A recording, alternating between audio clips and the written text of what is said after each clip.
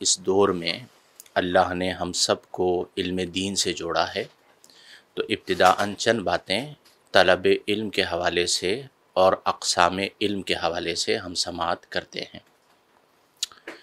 قرآن کریم فرقان حمید کی جو آیہ مبارکہ میں نے آپ کے سامنے پڑھی، اس میں اللہ کریم نے ارشاد فرمایا کہ قل، اے محبوب صلی اللہ علیہ وسلم آپ فرما دیجئے، هل يستوي الذين يعلمون والذين لا يعلمون، کہ کیا وہ لوگ یعلمون جو جانتے ہیں، والذین اور وہ لوگ لا یعلمون جو نہیں جانتے، هل يستوي کیا وہ برابر ہو سکتے ہیں؟ تو اسے کہا جاتا ہے استفہام انکاری۔ کیا کہا جاتا ہے؟ پڑھا ہے آپ لوگوں نے؟ نہیں پڑھا تو آگے پڑھ لیں گے۔ استفہام انکاری کا معنی یہی ہوتا ہے کہ جس کا جواب انکار میں آئے، یعنی ایسا استفہام یعنی ایسا سوال جس کا جواب انکار میں ہو۔ کیا برابر ہو سکتے ہیں؟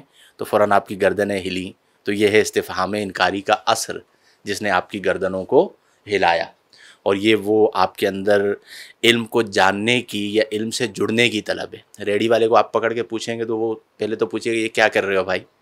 تو یہ استفہام انکاری ہے جس کا نتیجہ یہ نکلا کہ جاننے والے یعنی یعلمون اور نہ جاننے والے یعنی لا یعلمون یہ مستوی یعنی برابر نہیں ہو سکتے۔ اب یہ اللہ کا فضل ہوتا ہے کہ وہ کسے اپنے دین کے لیے اور علم نافع کے لیے منتخب فرمائے۔ تو سب سے پہلے تو ہمیں اللہ کا شکر ادا کرنا چاہیے کہ اللہ نے ہمیں علم کے لیے منتخب فرمایا۔ اب یہ بھی یاد رکھیے گا کہ ہمارے ہاں تصور یہ پایا جاتا ہے کہ جی جو بہت اچھی عبارت پڑھتا ہو وہ عالم ہے، جو بہت سارے حوالے دیتا ہو کہ بخاری میں یہ ہے، مسلم میں یہ ہے، کبیر میں یہ ہے، روح البیان میں یہ ہے، طبری میں یہ ہے، اثیر میں یہ ہے، تو وہ بہت بڑا عالم ہے، یہی سمجھا جاتا ہے نا۔ یا کوئی بہت اچھا بیان کرتا ہو، تقریر کرتا ہو، ٹھیک ہے، جسے کہتے ہیں مقرر شعلہ بیان، چنگھاڑ دینے والی جو ہے وہ تقریر کرتا ہو تو کہا جاتا ہے کہ جی یہ بہت اچھا عالم ہے۔ مولا کائنات حضرت علی المرتضیٰ شیر خدا رضی اللہ تعالی عنہ فرماتے ہیں کہ زیادہ باتیں بنانا علم نہیں بلکہ اللہ سے ڈرنا علم ہے۔ یعنی آپ نے عالم کی تعریف یہ بیان فرمائی، میں نے اسے اپنے الفاظ میں ذکر کیا، ورنہ آپ نے عالم کی یہ تعریف بیان فرمائی کہ زیادہ باتیں بنانے والا عالم نہیں بلکہ اللہ سے ڈرنے والا جو ہے وہ عالم ہوتا ہے۔ تو اس کا معنی یہ ہوا کہ پہلا پوائنٹ جو آپ سب نے اپنے ذہنوں میں رکھ لینا ہے کہ ہم جو علم حاصل کر رہے ہیں وہ بحث و تمحیص کے لیے نہیں کر رہے، ہم جو علم حاصل کر رہے ہیں وہ علماء کو مناظرے کا چیلنج کرنے کے لیے نہیں کر رہے، بلکہ علم نافع تب ہوگا جب ہم علم حاصل کریں اللہ تعالیٰ کا قرب حاصل کرنے کے لیے اور اللہ تبارک و تعالیٰ سے ڈرنے کے لیے، تو یہ پھر علم نافع ہوگا۔ دوسری بات دیکھیں، علم کو آپ کیا دے رہے ہیں یہ بڑا اہم ہے، اور یہ سمپل اصول بھی ہوتا ہے کہ آپ شاعر کہتے ہیں کہ پھول دے پھل پات لے، دکھ درد دے آفات لے، کیا خوب سودا نقد ہے یاد ہے، اس ہاتھ دے اس ہاتھ لے۔ تو آپ جو دیں گے وہ آئے گا۔ تو آپ علم کو کیا دے رہے ہیں؟ مثلاً آپ کلاس میں آ کے بیٹھتے ہیں تو آپ کی 4 گھنٹے کی فار ایگزامپل کلاس ہے تو آپ 4 گھنٹے علم کو دے رہے ہیں، 24 گھنٹوں میں سے 4 گھنٹے آپ نے دے دیے، پیچھے کتنے بچے؟ اب 20 گھنٹوں میں آپ کیا کر رہے ہیں؟ کیا آپ خارجی مطالعہ کرتے ہیں؟ کیا آپ کتاب دوست بن چکے ہیں؟ کیا آپ کا تعلق علم کے ساتھ مضبوط ہو چکا ہے؟ ایک بزرگ ہیں حضرت یحییٰ کلبی رضی اللہ تعالی عنہ، وہ فرماتے ہیں کہ جب تم علم کو اپنا سب کچھ دے دو گے، جب تم علم کو اپنا، تو علم تمہیں اپنا کچھ دے گا، علم تمہیں اپنا، اس کے اوپر میرا اپنا حاشیہ ہے، حاشیہ شاہدیہ، کہ علم کا کچھ سب کچھ ہے، علم کا کچھ سب کچھ ہے، چونکہ علم کی دنیا ہی الگ ہے۔ میں طلباء کو اکثر ایک شعر یاد کرواتا تھا کہ ہمیں دنیا سے کیا مطلب، مدرسہ ہے وطن اپنا، مریں گے ہم کتابوں میں ورق ہوں گے کفن اپنا۔ پڑھیے میرے ساتھ، ہمیں دنیا سے مدرسہ ہے وطن اپنا، مریں گے ہم کتابوں میں ورق ہوں گے کفن اپنا۔ ہمارے اکابرین کی بڑی ایک بزرگ ہیں، ان کی زوجہ کہتی تھی کہ آپ کی جو یہ کتابیں ہیں نا، یہ مجھ پر 3 سوکنوں سے زیادہ بھاری ہیں۔ کتنے سوکنوں سے؟ ایک ہی شادی تھی تو انہوں نے کہا کہ آپ کی جو کتابیں ہیں یہ 3 سوکنوں سے مجھ پر زیادہ بھاری ہیں، کہ 3 سوکنے ہوتی تو میں اتنی پریشان نہ ہوتی جتنا آپ کی میں کتابوں کی وجہ سے پریشان ہوں۔ وہ ہر وقت، یعنی ان کی دنیا ہی جو ہے وہ کتابیں ہوا کرتی تھیں۔ بلکہ ہمارے یہاں ایک بڑا مشہور ہے، آپ کو ابھی شاید یہ جو لذت فکر ہے نا، اس سے آپ آشنا نہیں، اسے آپ نے چکھا نہیں۔ جب ایک بار آپ لذت فکر سے، یعنی جو فکری مزہ ہے، کتاب کا مزہ ہے، علم کا مزہ ہے، دین کا مزہ ہے، جب آپ اس سے آشکار ہو جائیں گے، وہ آپ پر آشکار ہو جائے گا، کھل جائے گا، تو پھر آپ کو پتہ چلے گا کہ یہ ایک اور دنیا ہے۔ پھر جب آپ کتابوں کے پاس جایا کریں گے تو آپ یہ سمجھیں گے کہ میں اس مادی دنیا سے نکل کر ایک روحانی دنیا میں آ گیا ہوں، ٹھیک ہے، ایک الگ دنیا میں آ گیا ہوں۔ اور وہ پھر آپ کو باطنی طور پر اتنا مضبوط کر دے گا کہ آپ کا زاویہ نظر، آپ کا وے آف تھنکنگ جو ہے وہ تبدیل ہو جائے گا۔ بعض بزرگوں نے تو یہاں تک لکھا کہ لذات الافکاری خیر من لذات الابکاری، کہ یہ جو فکر کی لذت ہوتی ہے، یہ لذت ابکار یعنی خواتین کی جو لذت ہوتی ہے شادی کی، خیر من لذات الابکاری، اس لذت سے بہت زیادہ بہتر ہے۔ یعنی ان کا آپس میں موازنہ ہی نہیں ہو سکتا۔ جسے اللہ تعالیٰ یہ لذت عطا فرما دے وہ پھر اسی دنیا کے اندر مگن رہتا ہے۔ لیکن ہمیں علم کو اپنا سب کچھ دینا پڑے گا تو ہم علم ہمیں اپنا کیا دے گا؟ ہمارا الٹ ہے، ہم کہتے ہیں ہم علم کو کچھ دے اور علم ہمیں سب کچھ دے دے۔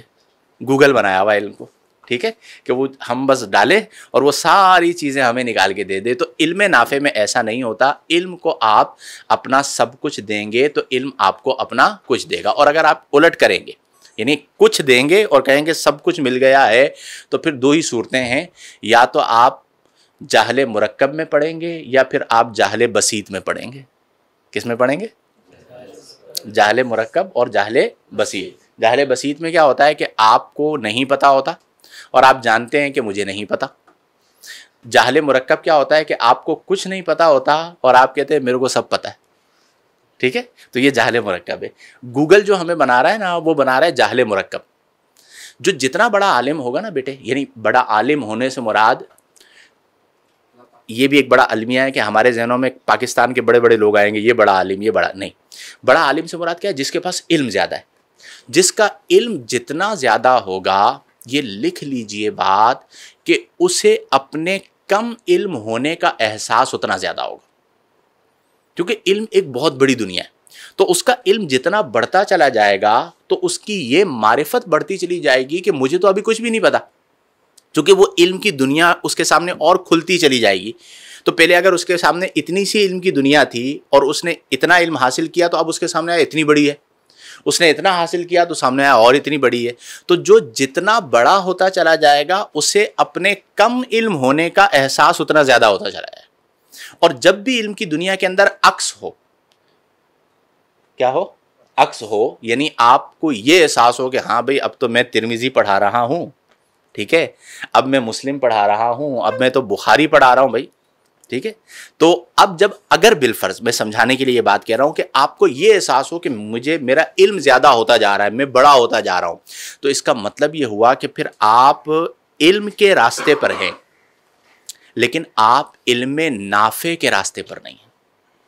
علم کی 2 قسمیں ہیں، نمبر 1 علم نافع اور نمبر 2 علم غیر نافع۔ علم، نبی کریم صلی اللہ علیہ وسلم دعا فرمایا کرتے تھے کہ اے اللہ، اللہم انی اعوذ بک من علم لا ينفع، کہ اے اللہ میں تیری پناہ میں آتا ہوں اس علم سے جو کہ غیر نافع ہو۔ تو علم غیر نافع سے نبی کریم نے پناہ طلب فرمائی، تو آپ سوچئے کہ پھر اس کے نقصانات کتنے ہوں گے۔ تو جب بھی علم طلب کریں تو علم کون سا طلب کرنا ہے؟ بولیے ذرا اونچی آواز سے، اور یہ اللہ سے دعا کیا کریں۔ دیکھیں میں آپ کو ایک چیز بتاؤں، بلکہ ایک اور جہت سے آپ سمجھیے۔ ہم کہتے ہیں علم کا معنی کیا ہے؟ جاننا۔ منطق والوں کے نزدیک حصول صورت الشیء فی العقل یا الصورت الحاضر عند المدرک وغیرہ وغیرہ 5 قسمیں بیان کی۔ جاننا یہ کیا ہے؟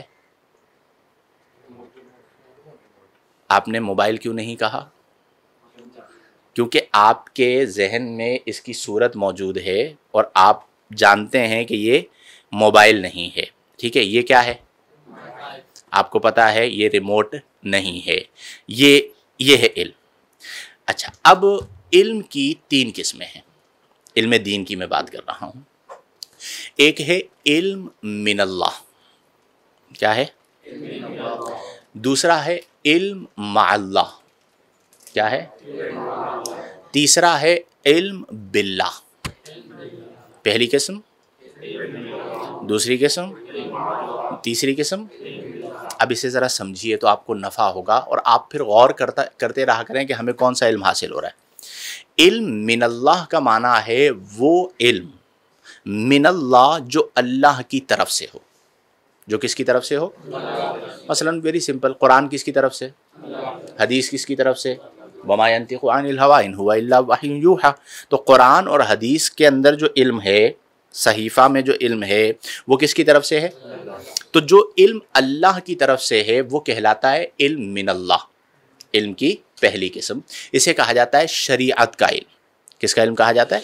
شریعت کا علم کہا جاتا ہے۔ قرآن کا علم بالقرآن بھی کہا جاتا ہے، علم بالحدیث بھی کہا جاتا ہے۔ یہ علم جو ہے وہ علم من اللہ ہے، یعنی اللہ کی طرف سے ہے۔ تو یہ علم کی ایک قسم ہو گئی۔ دوسری قسم ہے علم مع اللہ۔ مع کس لیے آتا ہے؟ معیت کے لیے، یعنی ساتھ کے لیے۔ تو علم مع اللہ سے مراد وہ علم ہوتا ہے جو بندے کو معیت خداوندی سے حاصل ہو، اور معیت خداوندی اسی کو حاصل ہوتی ہے جس پر اللہ کا فضل ہوتا ہے، ٹھیک ہے؟ اس سے مراد اہل علم کے یہاں ہوتا ہے وہ علم جو صوفیہ کو عطا کیا جاتا ہے۔ جو کسے عطا کیا جاتا ہے؟ علم تصوف بھی آپ اسے کہہ سکتے ہیں، علم روحانیت بھی کہہ سکتے ہیں، وغیرہ۔ تو یہ علم کہلاتا ہے علم مع اللہ، معیت کا علم۔ اور یہ علم وہ ہے کہ جو اسرار میں سے ہے، اور یہ وہ علم ہے جس کے بارے میں اکثر ایک محاورہ کہتا ہوں کہ العلم فی الصدور لا فی السطور، کہ علم جو ہے وہ کہاں پر ہے؟ لا فی السطور، کہاں پر نہیں ہے؟ لائنز میں نہیں ہے، سطروں میں نہیں ہے۔ کیونکہ آپ مجھے ایک بات بتائیے کہ قرآن کریم لکھا ہوا اتارا گیا یا پڑھا ہوا اتارا گیا؟ بتاؤ بھائی، ہاں بولیں بھائی، پہلے صحائف لکھے ہوئے بھی تو اترتے تھے نا۔ قرآن لکھا ہوا اتارا گیا یا پڑھا ہوا؟ لکھا ہوا اتارا گیا۔ کیسے اتارا گیا؟ لکھا ہوا اتارا گیا نا۔ اچھا آپ بتائیں کیسے اتارا گیا؟ پڑھا ہوا کہہ رہے ہیں آپ لوگ، کون کون کہہ رہا ہے پڑھا ہوا اتارا گیا؟ چلے ڈاماڈول ہو گئے۔ استاد محترم کہہ رہے ہیں بھائی پڑھا ہوا اتارا گیا، ٹھیک ہے جی۔ اب دیکھیں نا، علم ہوتا ہے، زاویے مختلف ہوتے ہیں۔ بھائی قرآن کریم انا انزلناہ فی لیلۃ القدر، ہم نے قرآن کو نازل فرمایا شب قدر میں۔ تو شب قدر میں جو نزول قرآن ہوا لوح محفوظ پر، وہ لکھا ہوا پڑھا ہوا؟ وہ لکھا ہوا۔ لوح محفوظ پر جو قرآن اترا وہ لکھا ہوا۔ یہ بات میں کیوں زور دے رہا ہوں کہ لکھا ہوا موجود تھا اور لکھا ہوا اترا، اور پہلے صحائف بھی لکھے ہوئے اترا کرتے تھے، لیکن جب لوح محفوظ سے ذات مصطفیٰ کریم علیہ افضل الصلاۃ والتسلیم پر نزول قرآن ہو رہا ہے تو وہ لکھا ہوا نہیں ہو رہا، بلکہ اس میں کیا راز مضمر ہے؟ راز اس میں یہ مضمر ہے کہ وہ قرآن سینہ جبریل سے سینہ مصطفیٰ کریم میں آیا، پھر سینہ مصطفیٰ کریم سے صدور صحابہ میں آیا، اور پھر وہ چلتا چلتا آج تک قرآن ہمارے درمیان موجود ہے، تو اللہ نے قرآن کو پڑھا ہوا نازل کر کر اس بات کی طرف اشارہ عطا فرمایا کہ ایک علم تو وہ ہے جو تمہیں کتابوں میں ملے گا، لیکن ایک علم وہ ہے جو قیامت تک سینہ بسینہ چلتا رہے گا۔ تو تصوف میں جو علم ہوتا ہے صوفیہ کے یہاں، وہ علم سینہ بسینہ چلتا رہتا ہے۔ صوفیہ اپنی نظروں سے، اپنی صحبت سے، اپنی تربیت سے لوگوں کو کیا سے کیا بنا دیتے ہیں۔ آپ پوری سیرت اولیاء اٹھا کر دیکھیں تو خواجہ غریب نواز معین الدین چشتی اجمیری رحمہ اللہ نے خواجہ قطب الدین بختیار کاکی کو کہاں سے کہاں پہنچا دیا، خواجہ عثمان ہرونی نے خواجہ غریب نواز کو کہاں سے کہاں پہنچا دیا، بابا صاحب نے نظام الدین اولیاء کو کہاں سے کہاں پہنچا دیا، نظام پاک نے امیر خسرو کو کہاں سے کہاں پہنچا دیا۔ یہ پورا سلسلہ اولیاء کے اندر آپ دیکھیں تو آپ کو علم مع اللہ کی جھلک ملے گی کہ وہ علم جو اللہ کی معیت سے حاصل ہو، اللہ کے فضل سے حاصل ہو۔ تیسرا علم کہلاتا ہے علم باللہ۔ یہ تصوف سے بھی ایک اعلیٰ درجہ ہوتا ہے۔ کیا کہلاتا ہے؟ پہلی قسم، دوسری قسم، تیسری قسم۔ تو یہ جو علم باللہ ہے یہ در حقیقت علم بالمعرفت ہے۔ چونکہ علم کیوں حاصل کیا جاتا ہے؟ اللہ کی ذات و صفات کی معرفت کے لیے۔ علم کا مقصد یہی ہے نا کہ اللہ کی ذات و صفات کی معرفت حاصل ہو۔ تو علم باللہ، اللہ کو جاننا، یہ جسے ہم کہتے ہیں علم بالمعرفت۔ بعض لوگوں کے یہاں اسے کہا جاتا ہے علم بالحقیقت۔ کیا کہا جاتا ہے؟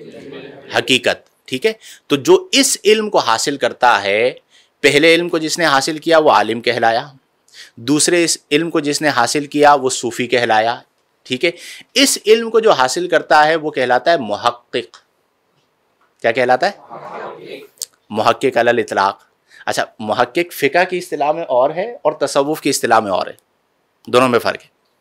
محقق فقہ کی اصطلاح میں محقق علی الاطلاق جو مختلف القابات ہیں ان فقہائے کرام کے جنہوں نے بڑا کام کیا، وہ اپنے مقام پر ہے۔ یہاں پر جو محقق کہلاتا ہے یہاں پر محقق کا تعلق ہے حقیقت کے ساتھ، کہ وہ حقیقت کو جان لیتا ہے، تو معرفت حقیقت کی بنا پر وہ محقق کہلاتا ہے، اور اس علم کو کہا جاتا ہے علم باللہ۔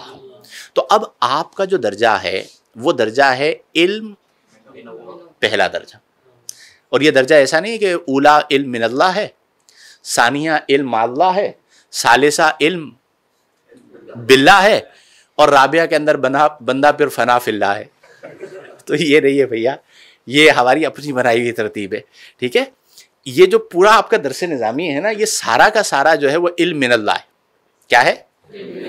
صوفی بنتے بنتے بنتا ہے، اور جس پر اللہ کا فضل ہوتا ہے۔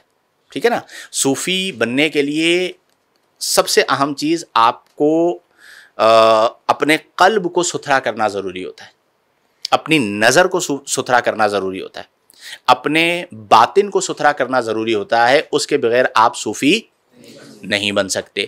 تو وہ جو علم حاصل ہوتا ہے اس کا سفر پھر بعد میں شروع ہوتا ہے۔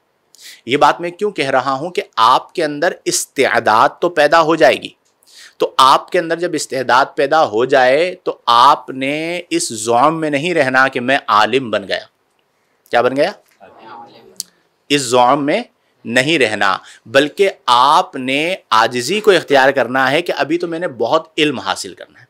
دیکھیں، آج علامت قیامت، بہت ساری علامات قیامت ظاہر ہو چکی ہیں۔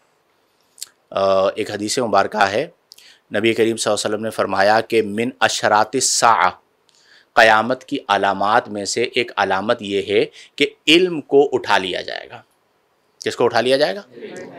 اب علم کو اٹھا لیا جائے گا، اس پر قاضی ایاز رحمۃ اللہ تعالی علیہ کے حوالے سے علامہ بدر الدین عینی نے عمدۃ القاری میں لکھا کہ قاضی ایاز نے اس حدیث کے تحت لکھا کہ جو نبی کریم نے فرمایا کہ بھئی علامت قیامت میں سے یہ ہے کہ علم اٹھا لیا جائے گا، تو قاضی ایاز کہتے ہیں اس سے مراد ہمارا زمانہ ہے۔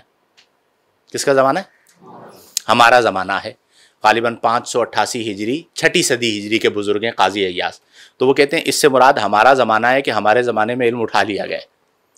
تو علامہ بدر الدین عینی عمدۃ القاری میں کہتے ہیں کہ بھائی اگر علامہ قاضی ایاز جو ہیں وہ اپنے 6 صدی ہجری کے اندر یہ کہہ سکتے ہیں کہ اس سے مراد ہمارا زمانہ ہے، تو میری جو ہجری ہے وہ تو 9ویں ہجری ہے، تو وہ کہتے ہیں ان کے زمانے میں تو پھر علماء موجود تھے، حنفی، شافعی، مالکی، حنبلی فقہ کے بڑے بڑے علماء موجود تھے. ہمارے زمانے میں تو شہر کے شہر علم سے خالی ہو گئے اور ناخواندہ لوگ جو ہے وہ عالم بن بیٹھے. تو کہتے ہیں ہم اس بات کے زیادہ حقدار ہیں کہ ہم یہ کہیں کہ اس سے مراد ہمارا زمانہ ہے 8ویں ہجری یا 9ویں ہجری کے اندر. تو میں جب پڑھ رہا تھا تو میں نے دل میں کہا، میں نے کہا قاضی ایاز نے کہا اس سے مراد ہمارا زمانہ ہے، علامہ بدر الدین عینی نے کہا ہمارا زمانہ ہے. تو میں نے کہا ہم زیادہ مستحق کہ ہمارا زمانہ ہے، چونکہ جس انداز میں ہمارے زمانے میں علم اٹھا ہے اور نااہل لوگوں نے عالم ہونے کا دعویٰ کیا ہے وہ اس سے پہلے کبھی نظر، یعنی اتنا پرفتن زمانہ جو اس وقت ہے نا، یہ تاریخ انسانیت میں کبھی نہیں آیا. سب سے پرفتن دور جو ہے وہ آج کا دور ہے. تو علم اٹھا لیا جائے گا، نااہل لوگ عالم کہلائیں گے، بغیر علم کے فتویٰ دیں گے، خود بھی گمراہ ہوں گے اور دوسروں کو بھی گمراہ کریں گے. تو علم جو ہے وہ آپ نے اللہ کی رضا کے لیے حاصل کرنا ہے.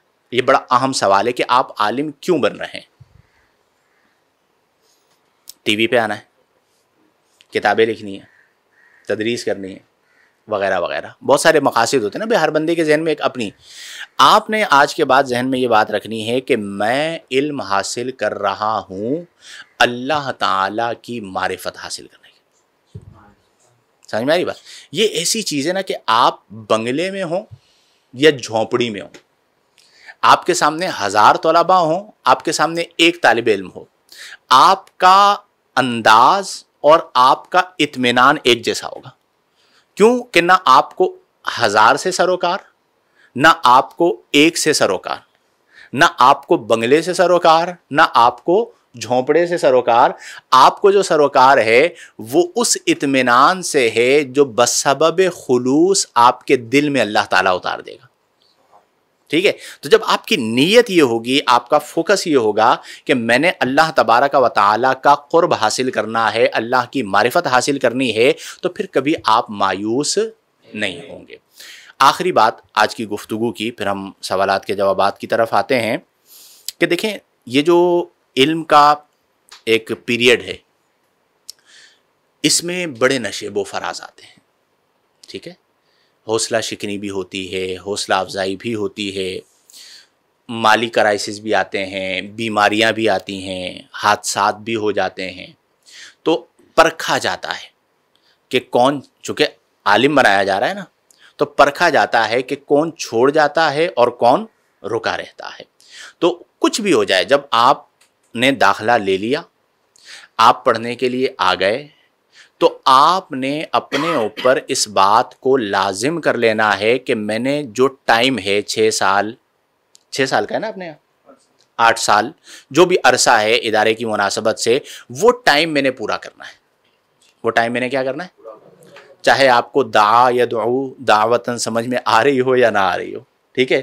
چاہے آپ کو گردان یاد ہو رہی ہو یا نہیں ہو رہی ہو، چاہے آپ کو صرف کے اندر جو ہے نا وہ کس طرح جو ہے نا وہ صیغہ بدل گیا اور کہاں سے جو ہے نا وہ حرف علت کو ساقط کر دیا گیا وہ سمجھ میں آ رہا ہو یا نہ آ رہا ہو. ہمارے ایک استاد محترم ہمیں بڑی خوبصورت بات فرمایا کرتے تھے، کہتے تھے بیٹے 8 سال تک لگے رہنا تمہارا کام ہے، عالم بنانا ہمارا کام ہے. سمجھ آئی؟ اور ہم نے اس بات کا مشاہدہ کیا کہ اگر بہت سارے ذہین طلباء تھے درمیان میں چھوڑ کے چلے گئے، غیر عالم رہ گئے. مجھ جیسے بہت سارے نکمے تھے جو 8 سال تک پڑھے رہے، تو اللہ تبارک و تعالیٰ نے فضل فرما دیا. اگر چھوڑ کر چلے جاتے تو بہت مشکل ہوتا. تو کرائسز آئیں گے، مسائل آئیں گے. وہ اکثر ایک جملہ میں سناتا ہوں کہ 3 چیزیں آتی ہیں: علت، قلت اور ذلت. ٹھیک ہے؟ علت یعنی بیماری. میری زندگی میں بھی دور طالب علمی کے اندر بیماریاں، کیا ایکسیڈنٹ بھی ہوئے دور طالب علمی کے اندر، 1 مہینے کے لیے بیڈ ریسٹ پہ چلے گئے. ٹھیک ہے؟ لیکن پھر ایک نئے جذبے کے ساتھ جوائن کیا، اسی کلاس میں جا کے بیٹھے اور اللہ نے فضل فرمایا. قلت، مال کی تنگی، یہ بھی آتی ہے. میرے دور طالب علمی میں ایک وقت تو ایسا آیا کہ میں نے پڑھنا چھوڑ دیا اور ایک پرچون کی دکان کھول کے بیٹھ گیا. گھر میں حالات بہت خراب تھے، کسی صورت کوئی راستہ ہی نہیں تھا گھر کو چلا سکیں. تو اس زمانے کے اندر پرچون کی دکان کھول کے، 4تھے درجے کی بات بتا رہا ہوں، اور کریانہ کی شاپ کھول کے بیٹھ گیا اور بھائی گھر چلائیں گے. ایک حادثہ ہو گیا تھا. تو میں آج بھی شکریہ ادا کرتا ہوں میرے ایک کلاس فیلو اور ایک استاد محترم. تو وہ اس زمانے میں ہم لوگ بلدیہ میں رہتے تھے، تو وہ تشریف لائے میرے پاس اور میرے ابو سے ملے اور انہیں جو ہے نا وہ سمجھایا کہ یہ بچہ پڑھنے میں صحیح ہے اور آپ اسے سمجھائیں. اچھا، میرے زمانے میں میرے ذہن میں شیطان نے کیا ڈالا، تیسرا درجہ تھا یا چوتھا درجہ تھا، عربی آ گئی تھی. تو میں نے گھر والوں کو کیا کہہ کے قائل کیا، میں نے کہا دیکھیں درس نظامی ہوتی ہے عربی آنے کے لیے، تو عربی تو مجھے آ گئی ہے، تو میں ساری کتابیں گھر پہ بیٹھ کے پڑھ دوں گا. ٹھیک ہے. اس زمانے میں وہ تب کیا کہتے ہیں حاشیۃ الساوی ہم لوگوں کے سامنے تھی، تو وہ عربی پڑھنا آ گئی تو ہم لوگ ہوا میں اڑ رہے ہوتے. میں نے کہا بھائی عربی آ گئی ہے تو ساری کتابیں جو ہے وہ گھر پہ بیٹھ کے پڑھ دوں گا. تو اللہ تعالیٰ جنت میں جگہ دے میرے والد محترم کو، ان کو سمجھ میں آئی تو انہوں نے بہت زیادہ پھر کہا بھائی تم مدرسے جاؤ. اب وہ میں نے تقریباً 1-1.5 مہینہ میں نہیں گیا، لیکن پھر بہت زیادہ پریشر ہوا. دوستوں نے کہا، ایک دوست میرے گھر پہ روزانہ پہنچ جاتے، وہ اس کو میں دور سے آتے ہوئے دیکھتا نا، میں اسے بھاگ جاتا یا چھپ جاتا. جب وہ ابھی گھر کے باہر ہوتا تو میں اسے کہتا یار جا تو کیوں میرے پیچھے پڑ گیا ہے. میں جانے کے لیے مدرسے کسی صورت تیار نہیں تھا، لیکن ان لوگوں نے محنت کی، میں بالآخر مدرسے آ گیا. اچھا، مدرسے جب آیا تو 1-1.5 مہینے کی چھٹی کے بعد ایک ہمارے ناظم صاحب تھے خر دماغ، تو وہ عمومی طور پر یہ خر دماغ ہو بھی جاتے ہیں کیونکہ اتنے مسائل ہوتے ہیں. وہ کہتے ہیں بھائی پچھلے درجے میں بیٹھو تب بٹھاؤں گا ورنہ نہیں. میں بھی اڑ گیا، میں نے کہا بھائی اسی درجے پہ بٹھاؤ گے تو بیٹھوں گا ورنہ میں واپس جا رہا ہوں. اب وہ پھر اساتذہ اس میں ان ہوئے، اساتذہ نے کہا بھائی اس کو اس درجے میں بٹھا دو، ایک تو مشکل سے لے کر آئے تم نے ہمارے لیے نیا پھڈا شروع کر دیا تو یہ پھر بھاگ جائے گا. تو پھر اسی درجے میں بٹھایا اور وہ پڑھائی کور ہو گئی اور الحمدللہ آج میں آپ کے سامنے موجود ہوں. تو قلت جو ہے نا وہ زندگی میں آتی ہے، اور طلباء کے ساتھ مسائل ہوتے ہیں نا، میں بہت ساری چیزیں کھل کے نہیں بتاتا، بہت میرے قریبی 2-4 لوگوں کو پتہ ہوتی ہیں، لیکن میں ایک جملہ ضرور کہتا ہوں کہ ایک طالب علم کے ساتھ ممکنہ جتنے مسائل ہو سکتے ہیں نا، ممکنہ وہ سارے مسائل علی وجہ الکمال میرے ساتھ تھے. اور یہ میں آپ کو مبالغتاً نہیں بتا رہا، جو میرے بہت قریبی لوگ ہیں انہیں پتہ ہے، ممکنہ تمام مسائل. ٹھیک ہے، لیکن میں بھی اڑا رہا. فضا کا رنگ گو تو نے سراسر ایک خزاں بدلا، نہ ہم نے شاخ گل چھوڑی نہ ہم نے آشیاں بدلا. ٹھیک ہے، تو ہم بھی لگے رہے بھائی. تو وہ سارے مسائل تھے جو ایک طالب علم کے ساتھ ہوتا ہے. اب آپ سارے بیٹھے ہوئے، ہر ایک کے ساتھ ایک مختلف مسئلہ ہوگا، لیکن آپ لگے رہیں گے تو آپ یقین کریں کہ اچانک ایک ایسی صبح نمودار ہوگی، آپ کو پتہ بھی نہیں چلے گا اور اللہ تعالیٰ کے فضل سے آپ کامیاب ہو چکے ہوں گے. ٹھیک ہے، تو علت سے نہیں گھبرانا. اور کس سے نہیں گھبرانا؟ تیسری چیز ہے ذلت. کیا ہے؟ ہائے ہائے ہائے. صوفیہ میں ایک طبقہ ہے لوامہ، یہ لوامین، ملامتی فرقہ جسے کہا جاتا ہے. کیا کہا جاتا ہے؟ یہ وہ صوفیہ ہوتے ہیں کہ جو خود ایسا کام کرتے ہیں کہ جس کام کی وجہ سے لوگ ان کو ملامت کریں. لوگ انہیں کیا کریں؟ اور جب لوگ ملامت کرتے ہیں انہیں مزہ آتا ہے. انہیں کیا آتا ہے؟ اچھا، وہ جو کام کرتے ہیں نا، بعض اوقات ایسا ہوتا ہے کہ وہ کام غیر شرعی نظر آ رہا ہوتا ہے، تو ملامت کروانے کے لیے غیر شرعی کام کرنا جائز نہیں ہے. تو وہ اتنے ذہین دماغ ہوتے ہیں کہ وہ کام کرتے ہیں، وہ کام بھی شرعی ہوتا ہے. کام بھی کیا ہوتا ہے؟ اور ملامت بھی ہو جاتی ہے. اب وہ مثال دیتا ہوں آپ کو کہ بھائی ملامتی طبقے کے ایک جو ہے نا صوفی ہیں، وہ کیا کریں، رمضان آیا تو رمضان میں وہ سفر پہ نکل جائیں گے. اب کراچی میں رہتے تھے، سفر پہ نکلے، حیدرآباد پہنچ گئے. اب حیدرآباد جو ہے وہ مسافت شرعی ہے یا نہیں ہے؟ اب رمضان میں جب وہ حیدرآباد میں ہے تو وہ مقیم ہے یا مسافر؟ مسافر پر روزہ رکھنا لازم ہوتا ہے کیا؟ فمن کان منکم مریضا او علی سفر فعدۃ من ایام اخر. اب وہ حیدرآباد پہنچے. اب حیدرآباد والوں کو تھوڑی پتہ ہے کہ یہ داڑھی والے بابا کراچی سے آئے. اب وہ چوک کے اندر کھڑے ہوں گے، بوتل لیں گے، کھولیں گے اور چوک پہ کھڑے ہو کے پینا شروع، دن 2 بجے. اب جو بندے دیکھیں گے کہ یہ رمضان میں پی رہا ہے تو دیکھنے والے کیا سمجھیں گے کہ غیر شرعی کام کیا، مارنا شروع کر دیں گے، برا بلا، یار تمہیں شرم نہیں آتی، تم کیا کر رہے ہو. اب وہ اگر ملامتی فرقے سے ہیں تو انہوں نے اپنی ملامت کا بھی انتظام کر لیا، اور ان کا رب جانتا ہے کہ انہوں نے غیر شرعی کام نہیں کیا، بالکل شریعت کا کام کیا ہے کہ شریعت نے انہیں رخصت دی ہے. تو وہ یہ کیا کرتے تھے، انہیں ایک یہ چاہت ہوتی تھی کہ لوگ ہمیں نہ پہچانے، لوگ ہمیں مردود سمجھیں، حالانکہ وہ اللہ کی بارگاہ میں مقبول ترین ہوا کرتے تھے. تو یہ ایک طبقہ تھا. تو اب دور طالب علمی میں بھی کبھی کبھی کیا آتی ہے؟ تو اسے برداشت کر لیں، اپنے دماغ سے فطور نکال دیں، میں یہ ہوں، میں وہ ہوں. ٹھیک ہے جی، یہ جو فطور ہے نا یہ بندے کو مرواتا ہے، کسی بھی درجے میں ہو، کسی بھی لیول کا ہو، کسی کے اندر بھی ہو.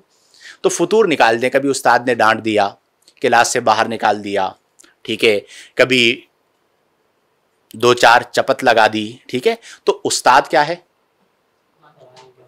اعلیٰ حضرت فاضل بریلوی رحمہ اللہ نے فتاوی رضویہ میں ایک مقام پر لکھا کہ استاد دین اور پیر کا ادب سگے ماں باپ سے بڑھ کر، کس سے بڑھ کر ہے؟ سگے ماں باپ سے بڑھ کر ہے. اور دلیل کمال دی ہے، آپ نے فرمایا اس لیے کہ وہ مربی بدن ہیں. سگے ماں باپ کیا ہیں؟ بدن کی تربیت کرتے ہیں نا، وہ مربی بدن ہیں، اور یہ یعنی استاد دین اور پیر مربی روح.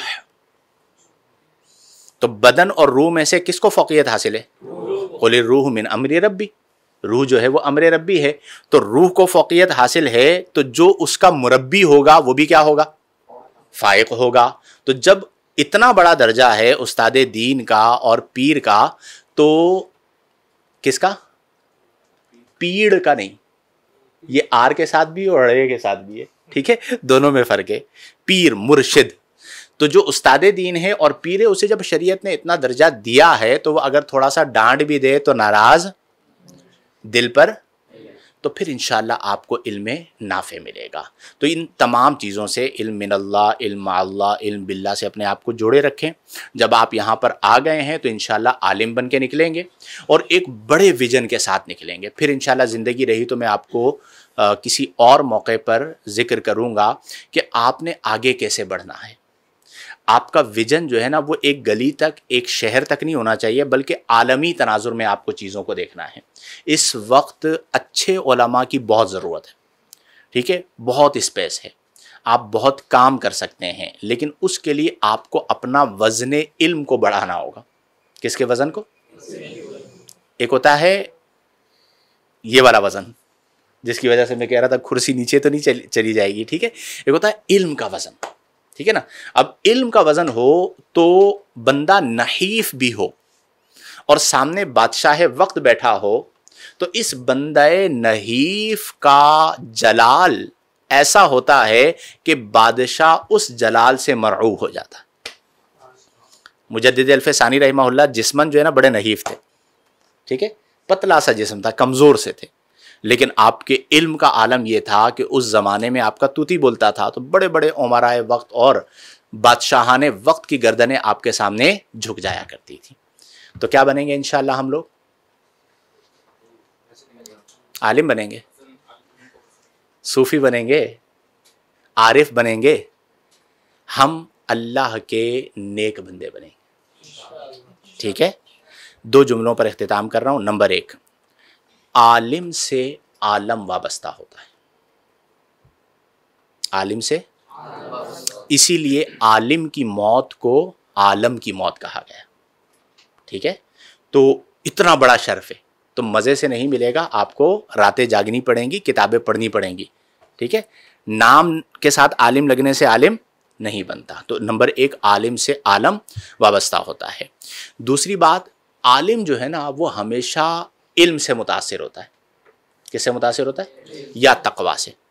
میں اکثر ایک جملہ کہتا ہوں کہ عالم نہ کسی کے مال سے متاثر ہوتا ہے، نہ کسی کے جمال سے متاثر ہوتا ہے. عالم متاثر ہوتا ہے تو وہ صرف علم اور تقویٰ سے متاثر ہوتا ہے. اور عالم کی مثال کیا ہے؟ سورج، ادھر ڈوبے ادھر نکلے، ادھر ڈوبے ادھر نکلے. عالم اگر جنگل میں بھی بیٹھے گا نا تو وہ منگل آباد کر دے گا، لیکن وہ عالم ہونا چاہیے، اسے کوئی روک نہیں سکتا. تو علم حاصل کریں اور دعا کیا کریں کہ اللہ تعالی ہم سب کو علم نافع عطا فرمائے. میں بھی دعا کرتا ہوں اللہ تعالیٰ مجھ گناہگار کو بھی علم نافع عطا فرمائے، ریاکاری سے محفوظ فرمائے، اخلاص عطا فرمائے، اور وہ علم عطا فرمائے جو اللہ تعالیٰ کی صفات کی معرفت کا ذریعہ بنے، وہ علم عطا فرمائے جو ہمیں قرآن و حدیث کی روشنی میں ملا ہے۔ آمین بجاہ النبی الامین وآخر دعوانا ان الحمد للہ رب العالمین۔ رحم فرما میرے مولا۔